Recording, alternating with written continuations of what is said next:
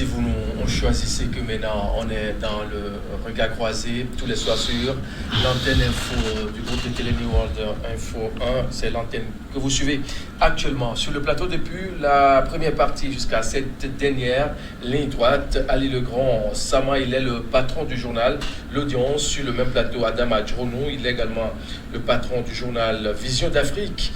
Magloire Kenvi, il est le rédacteur en chef du journal Le Flambeau des démocrates. Mesdames et messieurs, nous allons cette fois-ci parler du Togo. On est d'accord? Bien évidemment. Coronavirus, on va, il faut se revenir dans les jours qui viennent ou bien dans les heures qui viennent. Surtout, tout ce qu'on peut demander actuellement, c'est de demander au chef de l'État de prendre les taureaux par les cornes comme il a l'habitude de le faire. Surtout dans le cas de Ebola, on a vu ce que ça a donné. Monsieur le Président, à vous, le plus grand du rôle. On va parler cette fois-ci du Togo. Agbeome Kodjo se dit prêt à tout moment à répondre devant la justice. L'affaire va petit à petit, au jour le jour que le bon Dieu fait. On assiste souvent à des déclarations. Celle-là, on a vu Fulbert Atisso hier qui a fait une sortie également. Et cette fois-ci, c'est Agbeome même qui dit qu'il est prêt à répondre devant la justice. Adam Adjronou, d'abord, votre analyse du fait. Non, je pense que Agbeome Kodjo est dans sa logique de légaliste, comme il a eu à l'annoncer depuis, disons, la fin des élections présidentielles. Il a prouvé sa bonne foi d'abord en faisant des recours à la Cour constitutionnelle, une démarcation qu'il faut saluer par rapport à ce qu'on a toujours connu au Togo. Vous avez comprendre lors des élections 2010-2015, les gens ont marché pendant des années. Ils ont refusé aussi d'abord de reconnaître l'institution, d'abord, sa crédibilité, donc ils ne l'ont pas saisi. Or, je l'ai toujours dit, lorsqu'on s'entend sur des critères de participation à une élection, donc ça voudrait dire que on prend en compte la légalité de ces institutions-là et les mesures alternatives donc de recours, il faudrait quand même saisir ces institutions-là. Ce qu'Agbeome a fait et qui a été donc salué en son temps. Mais aujourd'hui, on constate qu'il prend un peu de distance par rapport à cette bonne foi qu'il a eu à présenter par le passé, donc en mettant à dos les institutions de la République. Et je pense que pour ceux qui connaissent Agbeome Kodjo, il n'est plus à décrire, il n'est plus à démontrer. C'est quelqu'un qui a eu à régenter même l'institution qui un peu vote les lois. Il a également occupé l'institution qui essaie donc de mettre en application ces lois-là. Et aujourd'hui, on ne comprend pas pourquoi Agbeome Kodjo peut mettre en dos ces institutions-là.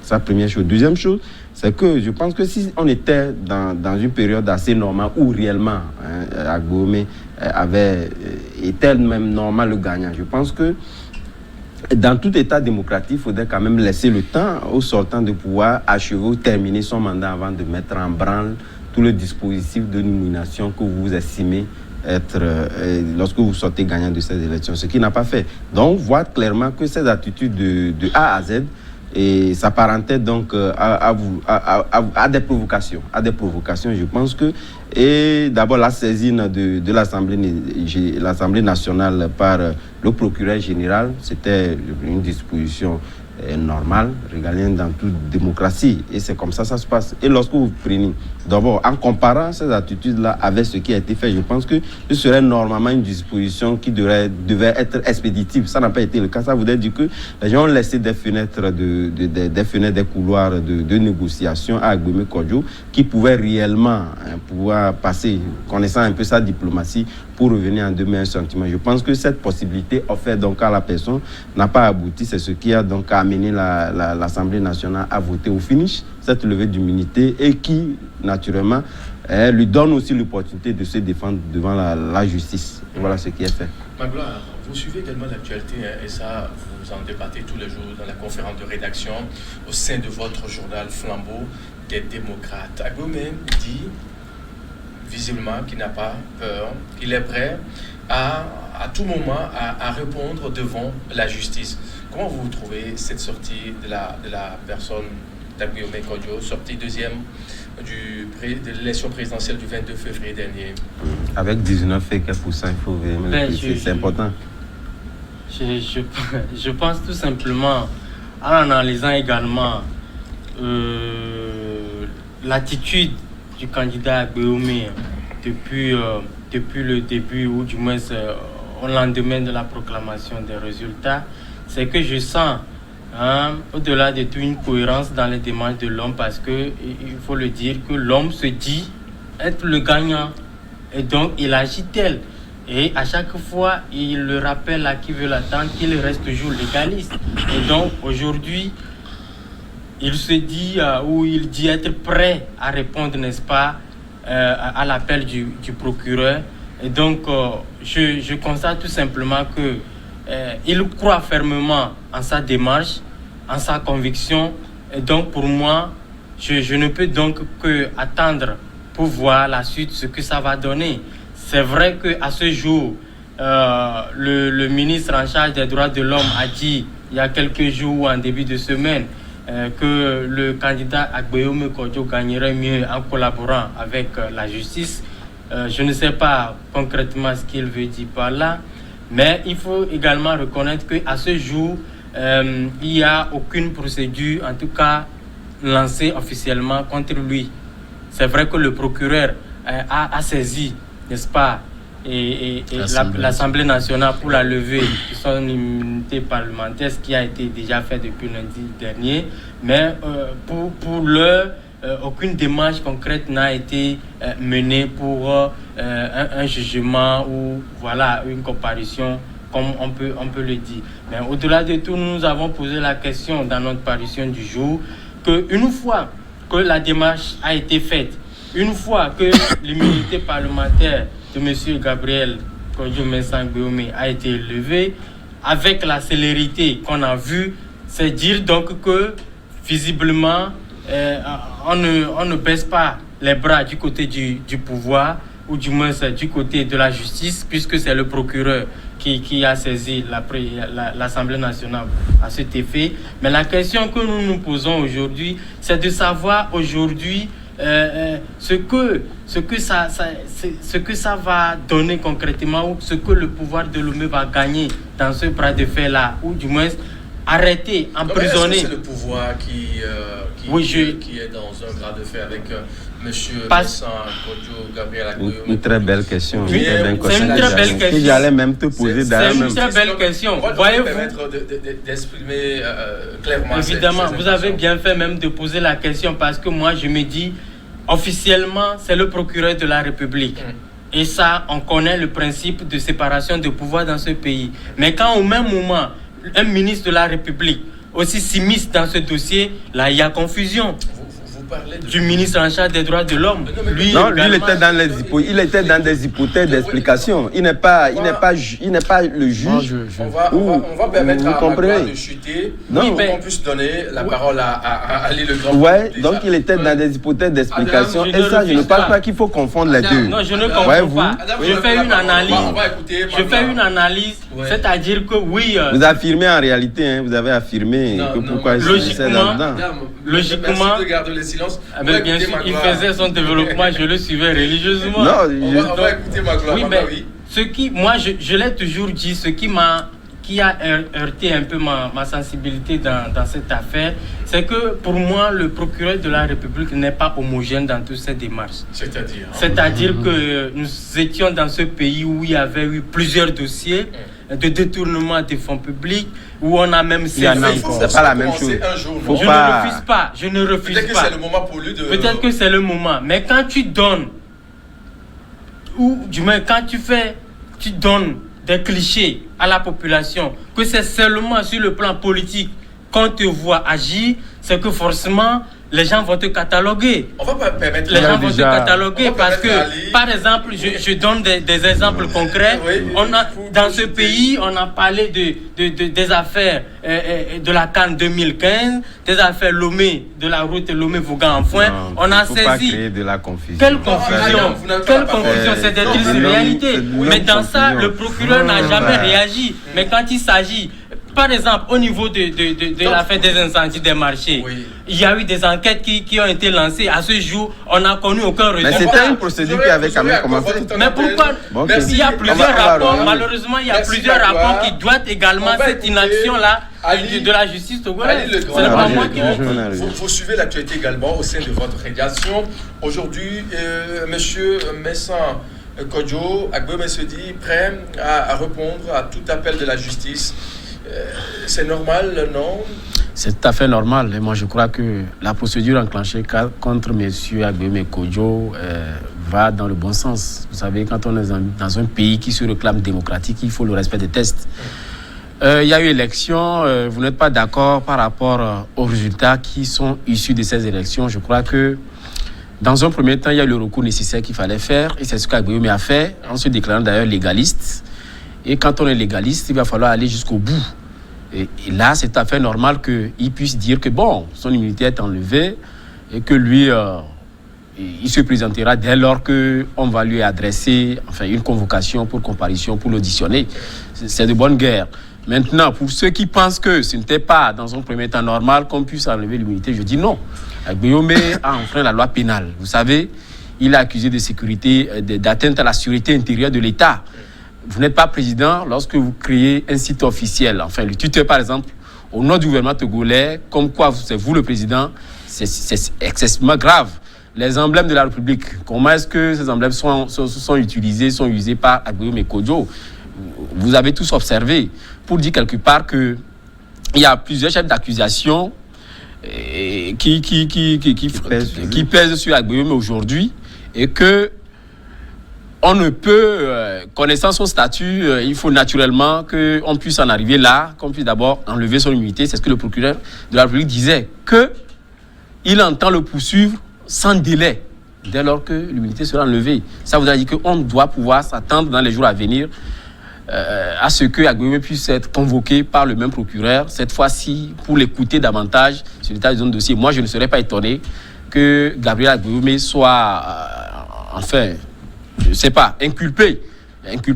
D'aucuns même vont jusqu'à dire que par analyse de manière implicite, il risque d'être arrêté. Et c'est là où le ton a commencé à durcir dans les états-majors des deux partis. Je vais parler du cas Agbeome et du camp du gouvernement togolais.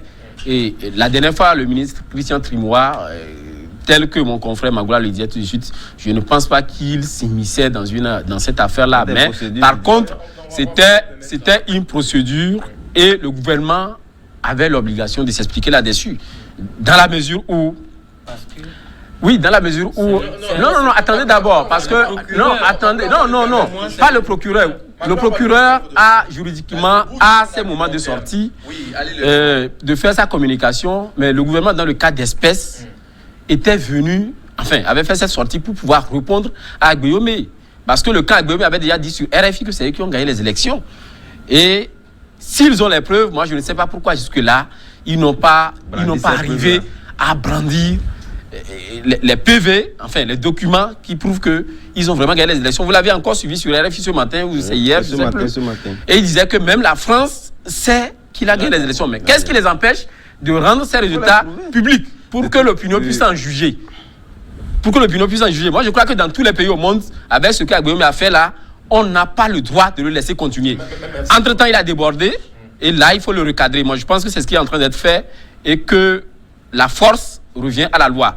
Maintenant, pour mon opinion personnelle, je crois que au niveau du gouvernement en place, pour la situation togolaise, je crois qu'il ne faudrait pas arrêter Agbeome parce que là, actuellement, il est affaibli. Une chose et sans non, pas du tout. C'est purement...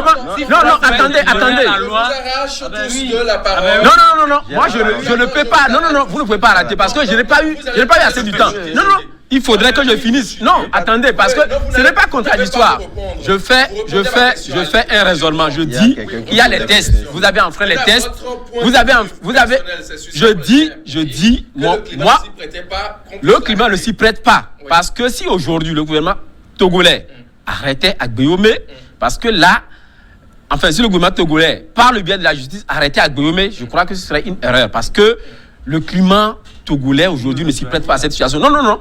Je ne vous rejoins pas parce que vous avez dit quelque chose. Non, attendez, parce que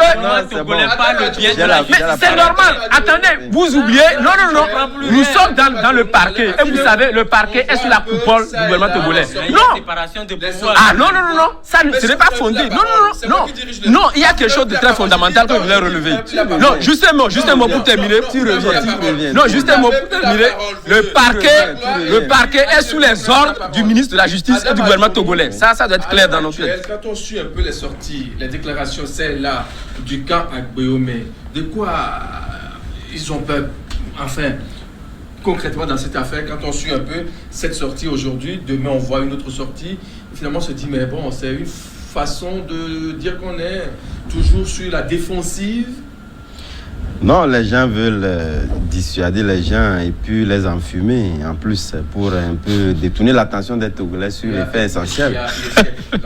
Donc, vous comprenez, je ne sais pas en quoi, tout à l'heure, Magloire le disait, je ne sais pas en quoi cette démarche-là est une démarche logique. Et d'abord, il a évoqué le cas en disant que c'était la procédure au niveau de l'Assemblée a eu, disons, une démarche un peu de célérité.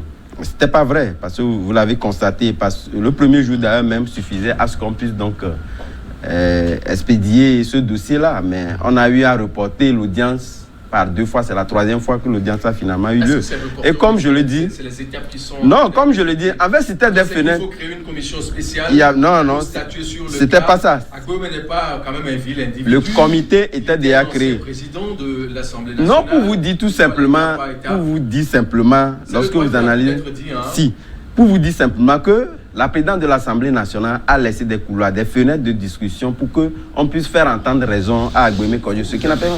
Non, ce sont des... Enfin, nous ne sommes pas dans des démonstrations scientifiques, mais ce sont des analyses au vu de la lourdeur même de la démarche d'Agbeome Kodjo. Je pense que si normalement célérité devait avoir le premier jour, c'était donc expédié. Et ce n'était pas le cas. Donc maintenant, pour revenir donc à votre question, pour dire qu'aujourd'hui, ces sorties-là, comme je l'ai dit tantôt, pour enfumer les Togolais, les détourner un peu l'attention. Oui, pour détourner un peu leur attention sur l'essentiel. En temps normal, je pense que lorsqu'on prend le procureur qui a donc saisi la présidente de l'Assemblée nationale pour la levée de l'immunité, je ne pense pas pour que cette procédure-là était donc orientée pour caresser Agbeome Kodjo. C'est vrai que la procédure n'est pas engagée, mais sur sa forme latente, on peut estimer que la procédure était déjà enclenchée. Parce que étant donné que l'Assemblée nationale a été saisie, ça voudrait dire qu'il y a une procédure en cours.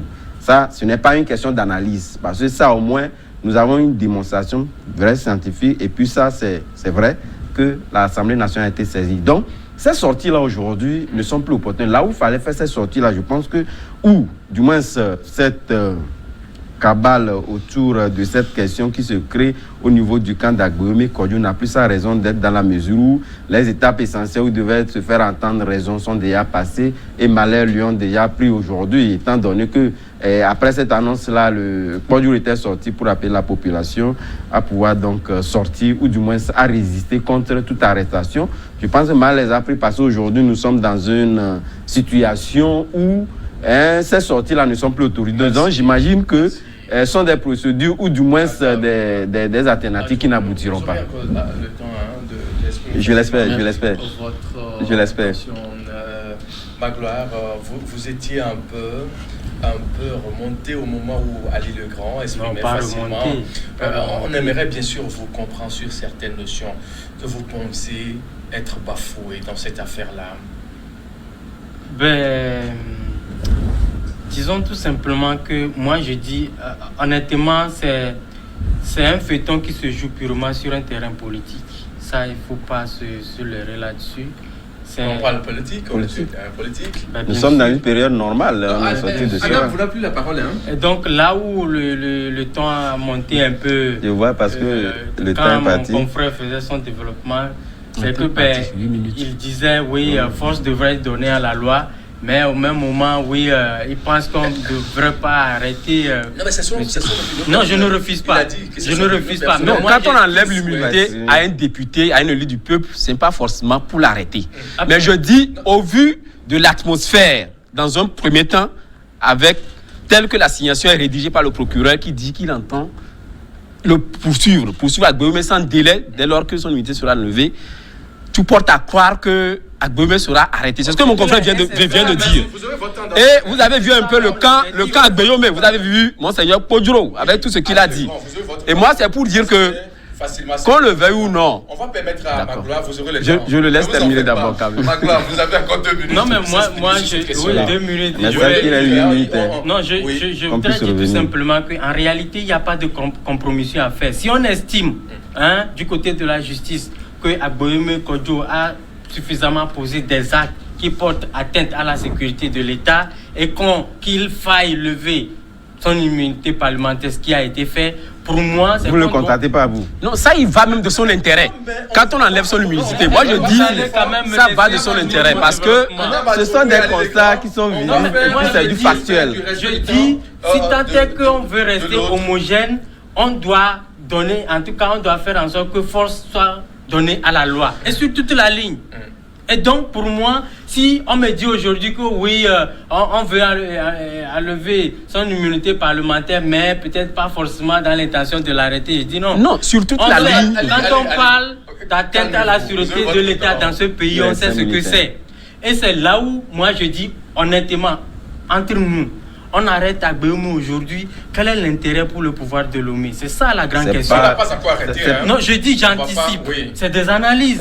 Parce que peut-être on va rendre l'homme populaire, on va peut-être l'arrêter, oui, mais vous allez voir, ça va crier à l'international qu'il y a encore un détenu politique au Togo. Alors que quand vous voyez en réalité, le Togo aujourd'hui a un plan de développement quinquennal très ambitieux qui est devant nous. Et on ne doit pas céder à certains petits détails, à mon avis. C'est pour cela que je dis, on doit en réalité, oui, c'est en tout cas un feuilleton qui se joue sur un terrain politique. Et pour moi, on n'avait pas besoin d'aller sur un terrain judiciaire. Les partis politiques l'ont dit. À la fois politique et judiciaire. Aujourd'hui même, le parti FDR a sorti un communiqué pour dire que ça doit se faire sur un terrain politique. Merci, et donc je dis, il y a encore le temps pour rectifier le tir. Moi je dis, pour faire en sorte que je demande la parole. Je demande la parole. Le gouvernement se consacre. Je demande la parole. À l'essentiel du développement. Je demande la parole.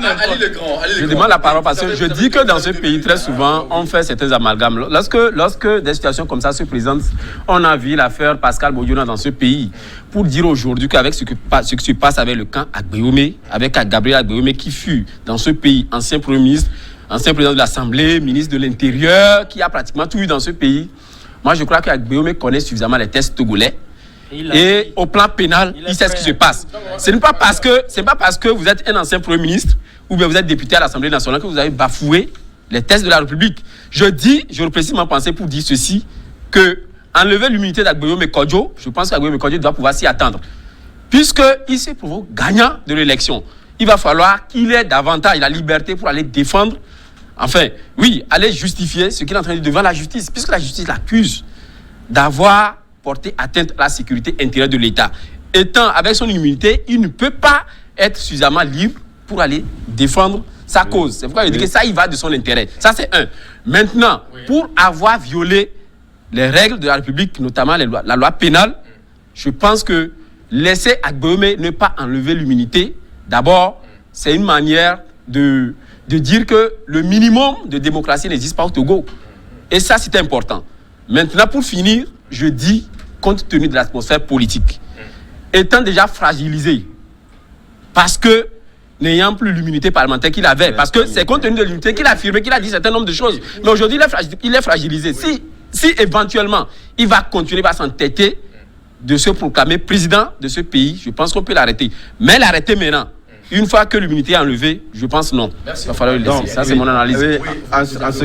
En ce qui concerne son arrestation, parce que je pense que ce n'est pas à nous d'en préjuger, mais ce que j'ai eu une réponse par rapport à ce que... vous n'avez pas à répondre. Bon, ok, d'accord. Il a dit, et je pense que la question était évoquée pour savoir, il ne sait pas pourquoi la poursuite d'Agbéomé Kodjo aujourd'hui. Moi, je me dis d'abord pour des raisons pédagogiques. Il faudrait quand même qu'on ne laisse pas perdurer ce genre d'actes. Et de deux, je pense que c'est également une opportunité offerte à Agbéomé Kodjo de pouvoir démontrer au moins, même si cela n'aura pas d'impact à l'avenir, pour l'histoire, il ira quand même présenter au niveau du procureur réellement. C'est l'a gagné. Donc je pense que nous sommes dans une période normale et que ces questions politiques soulevées par mon confrère Magloire n'a plus sa raison d'être dans la mesure où les élections sont derrière nous et les gens ont enfreint. En réalité, je pense que dans les motifs initiaux envoyés dans un premier temps par le procureur, je pense que la question n'était pas évoquée pour entendre Agbouémé sur le fait qu'il a gagné les élections. Pas. La question était évoquée pour le fait que, étant donc un homme ordinaire du pays, donc enfreint à des règles élémentaires que tout citoyen est quand même contraint de comprendre, et que c'est lui qui a occupé presque toutes ces fonctions-là qui arrivent à enfreindre dans ces lois-là. Voilà pourquoi donc lui avait été adressé donc un convoqué. Donc je pense que pour l'histoire, c'est tout à fait normal qu'on puisse donc enlever l'immunité, l'écouter pour qu'il puisse justifier et également et je dis que politiquement le pouvoir de Lomé doit pouvoir faire en sorte qu'il ne soit pas arrêté. Maintenant, si arrangement il doit y avoir, il ne revient pas au pouvoir de Lomé d'aller demander à Agbouémé, viens. Non, c'est pas comme ça marche. Oui, je suis d'accord. Le confrère Adam l'a dit que pour l'histoire, je suis d'accord. Mais pour l'histoire également, reconnaissez qu'en 2005, il y avait eu des choses qui sont passées dans ce pays. Mais les gens n'ont pas personne. C'est aussi pour l'histoire. Non, on est d'accord, mais les gens n'ont pas un frère. Moi, je dis, homogène dans les démarches. Je dis que l'État togolais a bien fait d'enlever l'immunité parlementaire parce qu'il le faut. Merci également, mais respectez surtout les normes hygiéniques en ces temps de coronavirus. On va pas c'est dans le creux de votre bras. Vous mouchez, vous jetez les mouchoirs. Vous utilisez bien sûr les solutions hydroalcooliques. Bien sûr. Vous lavez bien vos mains. Également à vous qui nous suivez actuellement, puisqu'on se veut de se respecter ces normes-là pour vivre longtemps, envers ce mal-là qui décime les populations à travers le monde entier, et que la protection divine soit. Très bon suite de nos programmes. Au revoir.